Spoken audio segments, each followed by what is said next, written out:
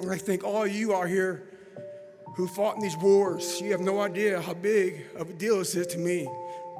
I was not always this strong guy you see.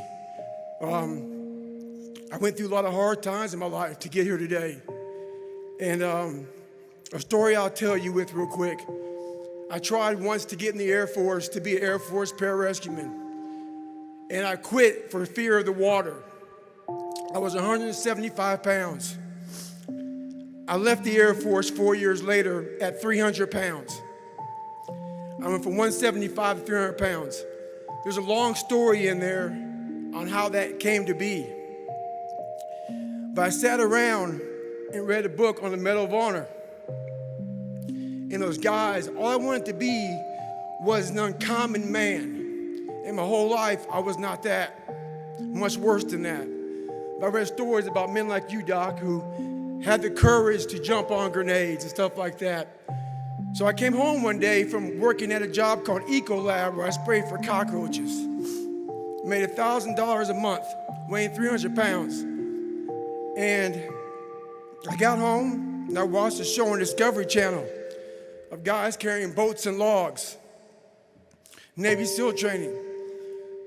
And I decided to make a change in my life. And I called the recruiter up and he asked me these questions. You had to meet a certain age, like a certain height and weight limit. I was 6'1" and 300 pounds. He laughed at me. 7 other recruiters laughed at me.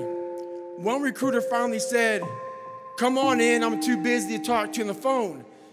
He didn't know how much I weighed. I walked in the recruiter's office and he looked at me and he said, "You're fat and you're black." I said I want to be a Navy SEAL. I didn't know there'd only been 35 African-American Navy SEALs at that time in over 70 years. He said I basically had to lose 106 pounds in less than 3 months because of my age. I was getting too old.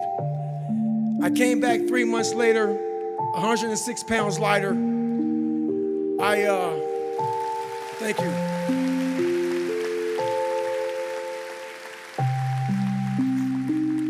And literally, I spent 18 months going through BUDS, which is a 6-month program. Went through 3 hell weeks.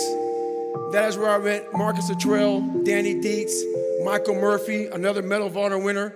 I went through hell week with all these guys, real heroes. I am not a hero. I served with real heroes. And from there, I went on to raise over $2 million for the Special Operations Warrior Foundation. But I'm gonna end you with this right here. I have the most respect I can possibly muster up for all of you in this room. I know what it takes to be a combat soldier, and I used to look for courage. I thought courage was a man who won the Medal of Honor. It is. But courage is a man who's willing to put those boots on every single day of his life to go out there and fight for this country where nobody even knows what the hell they're doing or where the hell they're at. You do it for the man beside you. Thank you.